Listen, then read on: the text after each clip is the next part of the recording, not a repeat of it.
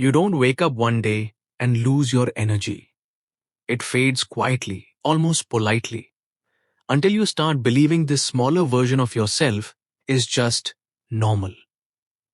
You rest more, try harder, push less. Yet the spark that once carried you through life feels distant. This isn't laziness or age catching up to you. It's your body making a silent decision about survival, protection, and where energy is no longer safe to spend. And understanding that decision changes everything.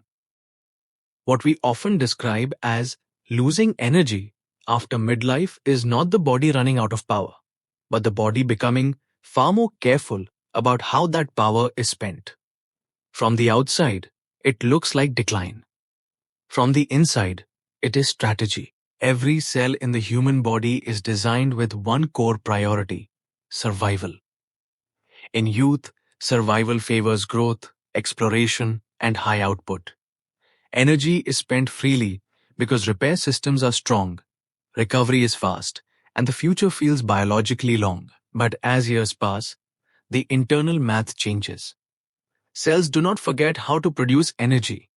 They begin to question whether producing it at the same pace is wise. At the cellular level, energy is expensive. Creating it requires oxygen, nutrients, and constant coordination between systems. It also produces byproducts that must be cleaned up efficiently. When life has been full of stress, irregular sleep, inflammation, or repeated strain, cells learn from experience. They adapt not by breaking, but by becoming conservative. This conservation is often mistaken for failure because it feels unfamiliar. Tasks that once felt effortless now require intention, not because the cells are weak, but because they are cautious.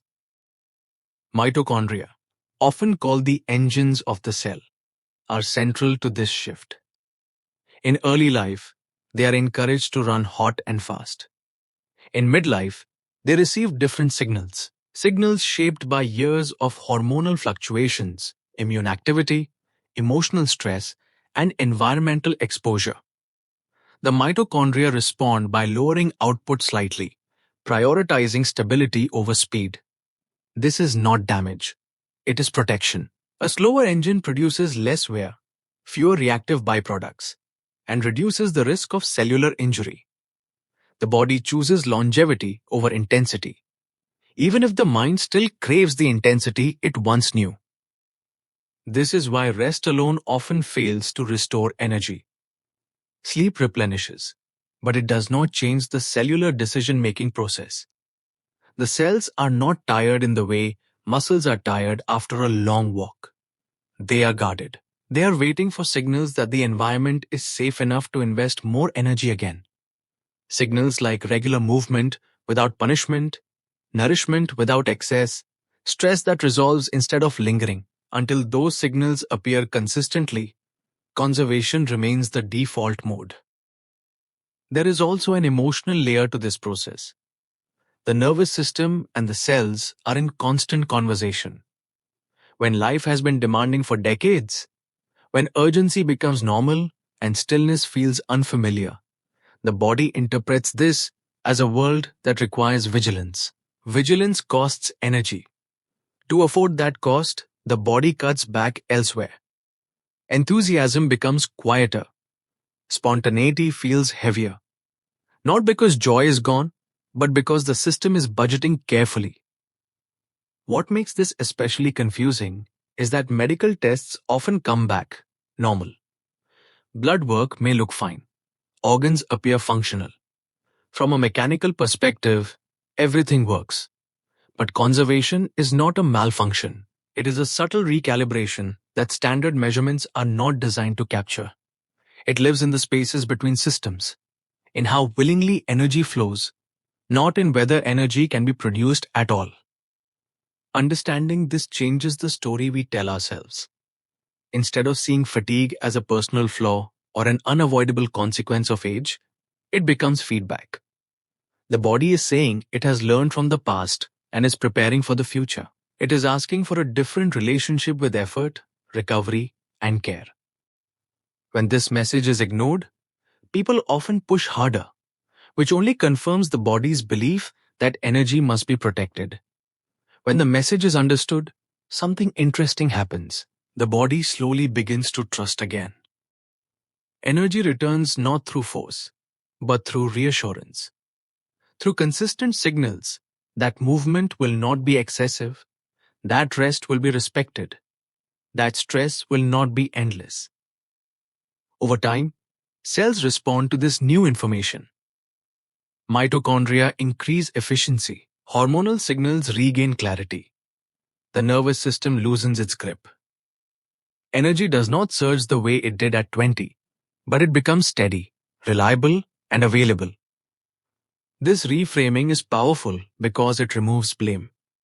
You are not failing to keep up with life. Your body is intelligently adapting to it. Midlife energy is not about pushing the system to behave like it once did. It is about understanding why it changed and learning how to speak its new language. When you meet conservation with respect instead of resistance, the body often responds by offering more than you expected. In a quieter, deeper, more sustainable way, where energy is no longer something you chase, but something that meets you when your biology senses that it is finally safe enough to give. When people hear that the mitochondria slow down with age, it is often framed as decay, as if the engines of the body are wearing out and sputtering toward failure. But that image misses the deeper truth. Mitochondria do not simply break down with time. They respond to the environment they are placed in. They are adaptive structures, constantly adjusting their behavior based on signals from stress hormones, nutrient availability, inflammation, movement, and recovery. In midlife, after decades of fluctuating demands, their priority shifts.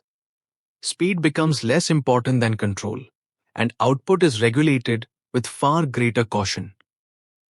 Throughout early adulthood, mitochondria are encouraged to produce energy aggressively. The body tolerates inefficiency because repair systems are strong and cellular damage can be corrected quickly. Reactive byproducts are managed without much consequence, and energy is spent freely to support growth, reproduction, and exploration. But over time, those same byproducts accumulate subtle effects, not enough to cause disease, but enough to teach the system that constant high output comes at a cost. Mitochondria are sensitive to this history. They remember patterns, not consciously, but biologically. Stress plays a major role in this recalibration. Chronic psychological stress translates into chemical signals that reach deep into the cell. Cortisol and related messengers tell mitochondria that the environment is unpredictable. When unpredictability becomes the norm, mitochondria adapt by limiting how much energy they release at once. This reduces internal strain and lowers the production of damaging byproducts. The result is not exhaustion in the classical sense, but a muted availability of power. Energy is there, but it is not offered impulsively. Nutrient signaling also changes with age. Mitochondria respond not just to how much food is available, but to the rhythm of feeding and fasting, abundance and scarcity. Years of constant intake, irregular meals, and metabolic stress can dull the responsiveness of these systems. To protect themselves, mitochondria become selective. They wait for clearer signals before committing to high energy output. This selectivity is often felt as sluggishness, but biologically it is restraint. Movement patterns further shape mitochondrial behavior. In youth, sporadic intense activity is enough to stimulate energy production. In midlife, inconsistent movement paired with long periods of stillness sends mixed messages. Mitochondria thrive on predictable demand. When demand becomes chaotic, they err on the side of conservation. They produce enough to meet immediate needs, but avoid surplus. This is why many people feel that short bursts of effort exhaust them more than they used to. The mitochondria are not untrained. They are unconvinced that the effort will be followed by adequate recovery.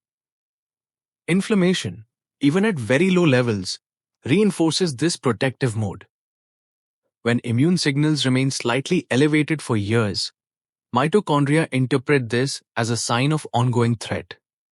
In such conditions, excessive energy production becomes risky. Slowing down reduces vulnerability.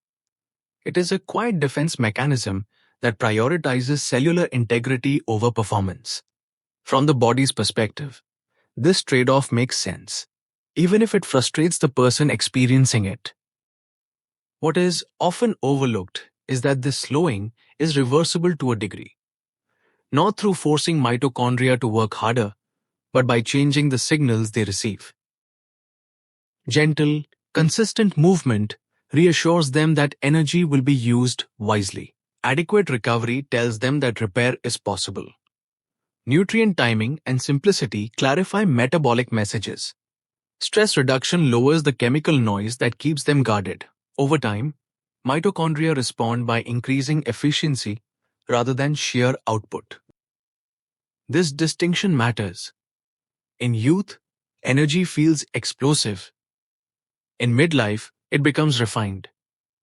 Mitochondria shift from producing excess power to producing just enough, more cleanly and sustainably. When this process is misunderstood, people chase stimulation, caffeine, and intensity, which only reinforces the mitochondria's decision to stay cautious.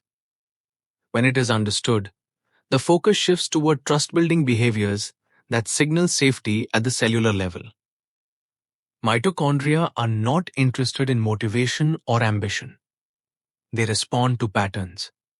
When patterns change, so do they. The fatigue many people feel is not evidence that their engines are failing, but that those engines have learned restraint. They are waiting for a different kind of invitation, one that values rhythm over urgency and consistency over force. When that invitation is extended, mitochondria often respond not by roaring back to youthful excess, but by offering a steadier, more dependable form of energy that supports longevity, clarity, and presence, allowing the body to move through midlife, not with constant drive, but with a quieter strength that endures. One of the most misunderstood forces draining energy after midlife is inflammation that never announces itself loudly enough to be noticed. It is not the kind that causes swelling, sharp pain, or visible illness. It lives below awareness, like background noise the body has learned to live with. This low-grade inflammation does not demand attention, but it quietly changes how energy is distributed. The immune system, once designed to activate briefly and then stand down, remains partially engaged, always scanning, always alert. That state of readiness costs energy every moment it exists. The immune system is not separate from vitality. It is one of its greatest consumers. When inflammation becomes chronic, even at a very low level, the body reallocates resources toward defense. This is not a conscious decision. It is biological priority. Energy that once fueled movement, creativity, and endurance is redirected toward immune signaling, cellular repair, and containment. From the outside, nothing seems wrong. From the inside, the body is busy. What makes this process so subtle is that it often develops slowly over decades. Small stressors accumulate: poor sleep, repeated emotional strain, processed foods, environmental exposure, long periods of sitting, unresolved injuries, persistent worry. None of these alone create disease, but together they keep the immune system gently activated. The body adapts to this state as if it were normal. Energy does not crash. It slowly thins. Inflammation also interferes with communication between systems. Hormones that regulate energy, appetite, and motivation rely on clear signaling pathways. Chronic inflammation creates interference, like static on a radio signal. Messages arrive late, distorted, or muted. Hunger cues become confusing. Rest no longer feels restorative. Motivation fades not because desire is gone, but because the signals that support it are harder to hear. This inflammatory state also affects how the brain perceives effort. Tasks feel heavier, not because muscles are weaker, but because the brain senses higher cost. Inflammation alters neurotransmitter balance, subtly shifting mood and perception. The brain becomes more cautious, less willing to initiate effort unless necessary. This is protective.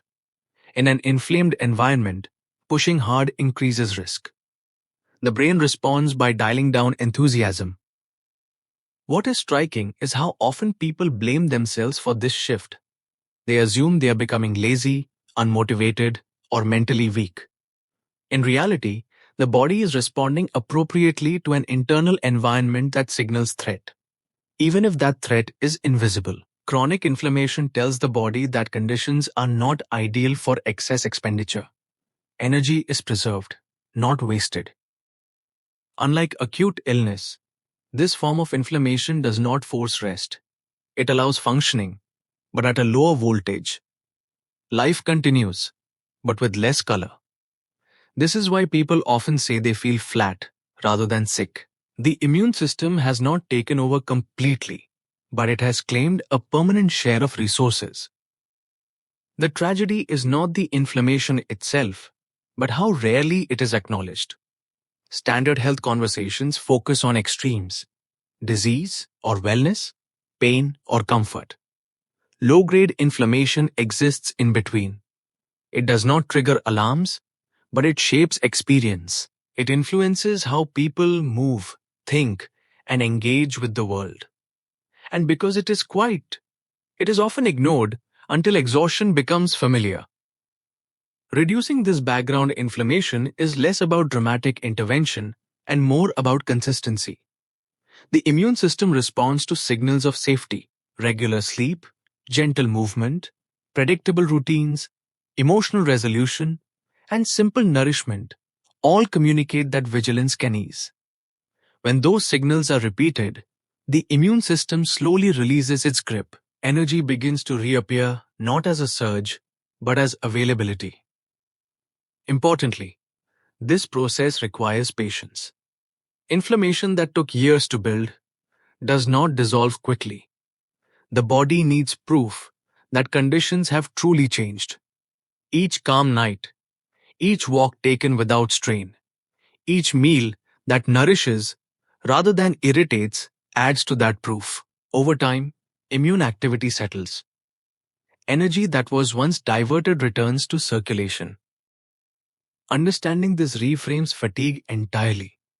It is not a lack of willpower or resilience. It is the cost of living in a body that has been quietly protecting itself for a long time. When that protection is no longer needed, the body does not announce its relief loudly. It simply makes more energy available, moment by moment.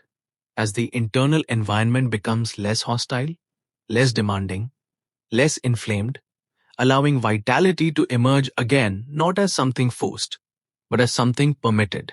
Hormones do not simply rise and fall with age. They change how they speak. In youth, hormonal signals are bold and unmistakable. Hunger arrives clearly. Energy surges without negotiation. Motivation feels automatic.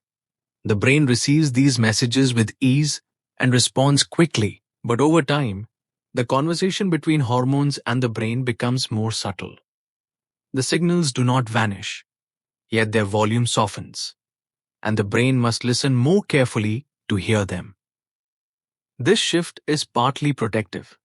Hormones influence not only energy, but risk-taking, reproduction, and growth. Instead of pushing forward aggressively, the system favors balance and restraint. As the body matures, it recalibrates how strongly these drives are expressed. The problem is not that hormones disappear, but that the brain's sensitivity to them changes. Receptors respond differently. Pathways that once amplified signals now filter them. Stress plays a central role in this change. Years of elevated stress hormones teach the brain to dampen responses as a form of self-preservation. When cortisol remains high for too long, the brain protects itself by reducing responsiveness to other hormonal signals. This prevents overload. but it also blunts sensations of vitality and drive. Energy does not feel absent, it feels inaccessible. Sleep disruption compounds this effect. Hormonal rhythms rely on predictable cycles of light, dark, activity, and rest. When these rhythms are repeatedly interrupted, the timing of hormonal release becomes less precise. Signals arrive out of sync. The brain struggles to interpret them correctly. This misalignment often feels like fatigue, even when hormone levels are technically within normal ranges. There is also a feedback loop between hormones and inflammation. Low-grade inflammation interferes with receptor sensitivity, making hormonal messages harder to receive. It is like trying to speak through a wall. The message exists, but its impact is reduced. Over time, the brain adjusts by lowering its expectations of incoming energy. Effort becomes selective. Spontaneous motivation fades. What makes this especially frustrating is that external stimulation no longer works the way it once did. Caffeine, sugar, excitement, and pressure can still create short-term spikes, but they are followed by deeper drops. The brain has learned that sharp surges are costly. It responds by limiting how strongly it reacts. This can feel like emotional flatness or mental fog, but it is another form of protection. Hormonal communication also reflects emotional experience. Unprocessed stress, unresolved grief, and chronic worry influence hormonal tone. The body does not distinguish between physical and emotional threats. When emotional strain persists, hormones adjust to minimize volatility. The brain becomes cautious, less reactive, more contained. Energy feels quieter because the system is prioritizing stability. Importantly, this change does not mean the system is broken. It means it has matured. The body is no longer optimized for rapid output, but for sustainability. When people attempt to override this shift by pushing harder, the brain often resists further, reinforcing the sense of fatigue. When they work with it, energy gradually becomes more accessible. Rebuilding hormonal clarity is less about increasing hormone levels and more about restoring communication. Regular sleep, predictable routines, gentle movement, emotional regulation, and periods of true rest all sharpen the signal-to-noise ratio. The brain begins to trust hormonal messages again. Receptors become more responsive.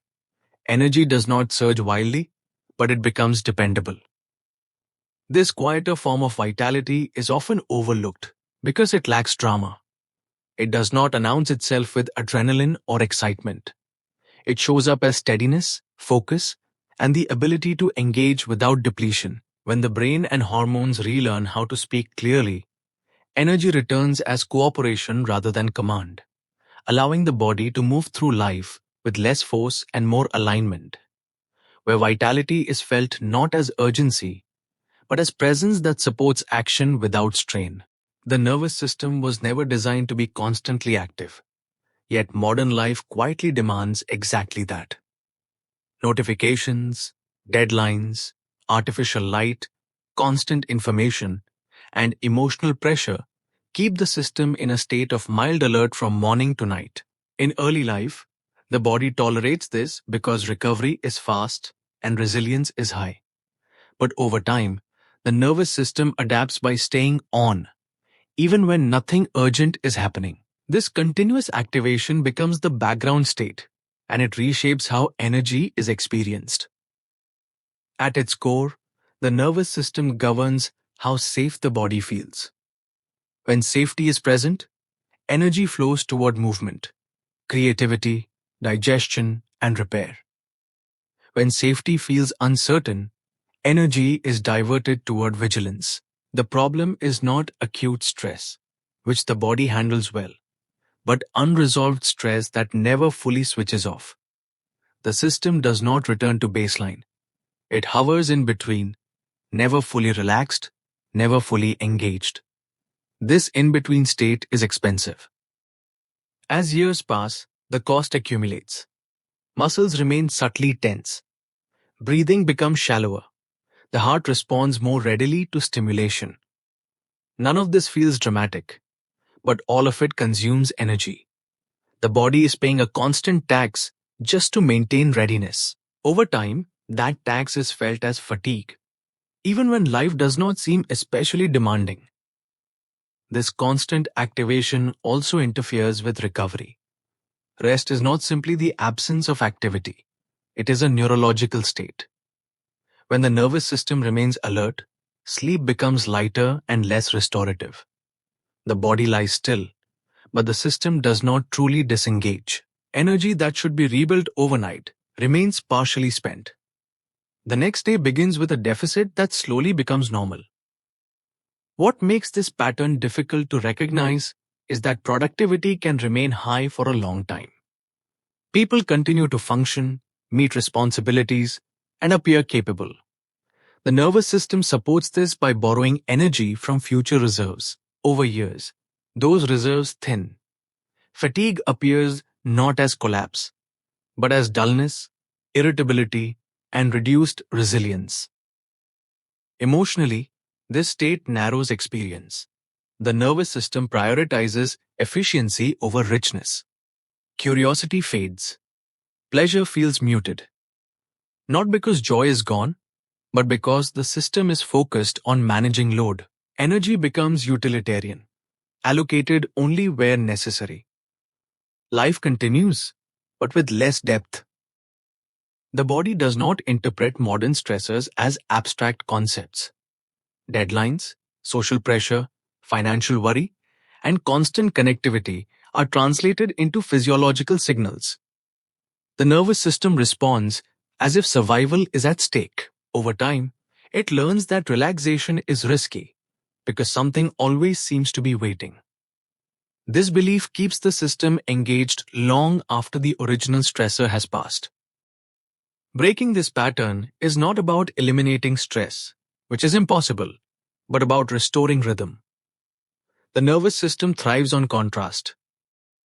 Effort followed by release, stimulation followed by quiet. Without this contrast, it forgets how to downshift. Gentle, predictable signals of safety are required to remind it.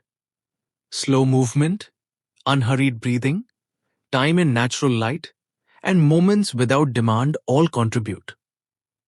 Importantly, the nervous system learns through repetition, not intention. Telling oneself to relax rarely works. The body responds to experience. Each time effort is followed by genuine rest, the system takes note. Each time tension resolves rather than persists, trust increases. Over time, the baseline shifts. As the nervous system begins to settle, energy becomes available again. Not in sudden bursts, but as capacity. Tasks feel less heavy. Recovery improves. Sleep deepens. The body no longer needs to guard its resources so tightly. Energy is released not because it is forced, but because vigilance has eased. This process often feels subtle and slow, which is why it is frequently abandoned. People expect immediate results and return to stimulation when they do not feel quick change. But the nervous system requires proof that conditions have truly changed. It must experience safety consistently before it relaxes its grip. When it does, the shift is profound. Energy stops being something that must be summoned and becomes something that flows naturally in response to life. The body moves from endurance to engagement. The constant background tension softens. The nervous system no longer dominates experience. Instead, it supports it, allowing energy to return in a form that is quieter, but more sustainable, where vitality is not driven by urgency, but carried by a sense of internal safety that allows the body to participate fully in life again.